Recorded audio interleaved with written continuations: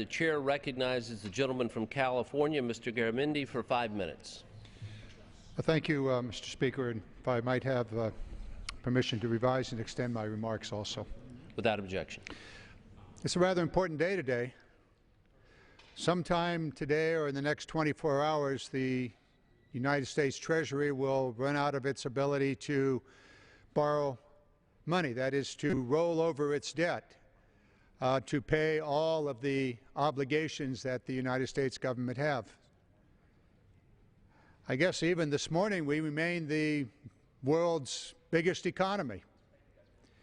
We certainly remain the oldest democracy, although that seems to be somewhat in doubt here on the floor of the House of Representatives, where we don't operate as a democracy. We really operate more as a dictatorship in which, or at least an oligarchy, in which one or two or a handful of people make the decision for the majority of the House.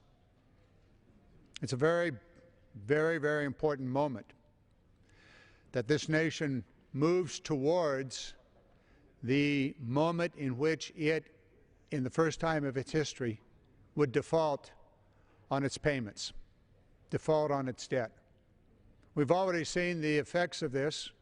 Banks all around the world are selling, that is, getting out of America's short-term obligations, or those obligations, bonds, that are due now or in the next week or so.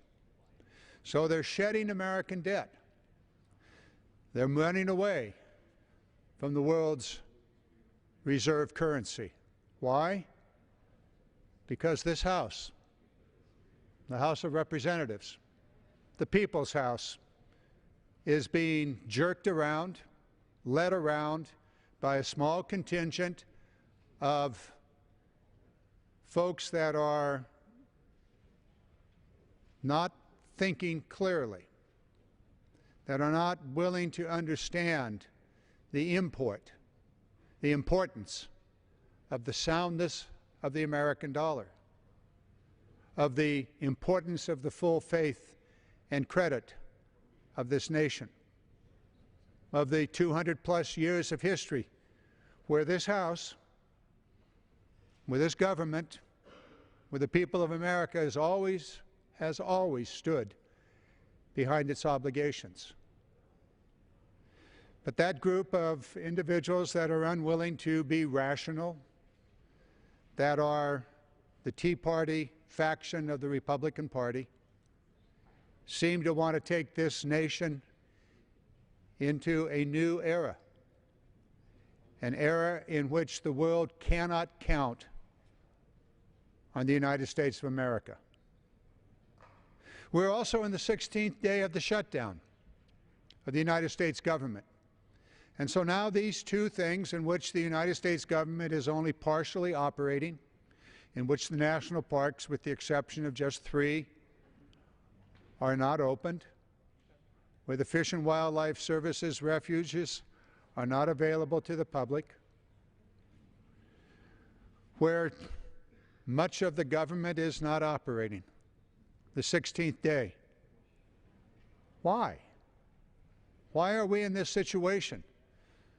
Well, when it started 16 days ago, it was to end the Affordable Health Care Act, and then it was to modify it, and then it was to change it, and then it was to delay it, and now it's not even on the agenda. So why are we still shut down? There's no reason that's being presented other than what you might see in a preschool class with some kid that is too tired and is down on the floor throwing a tantrum, screaming and yelling and trying to stop everything. Well, you know, that kid, okay, get your blanket, get your bottle, and take a nap. We don't need tantrums around here. But apparently that's the only reason the government continues to be shut down, because some 40 or 50 members of the Tea Party caucus of the Republican Party is throwing a tantrum, led by Senator Cruz. We don't need tantrums. We need cooperation. We need to work together.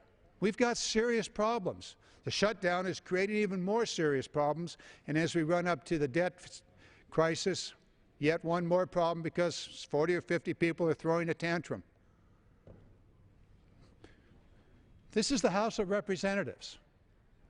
435 of us elected to represent the people of America, to do right by them, to do right by this nation's economy, by the working men and women, even those that are laid off because of the shutdown. They want to work.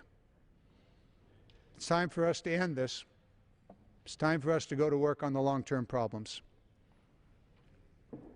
Mr. Speaker, I yield back my time.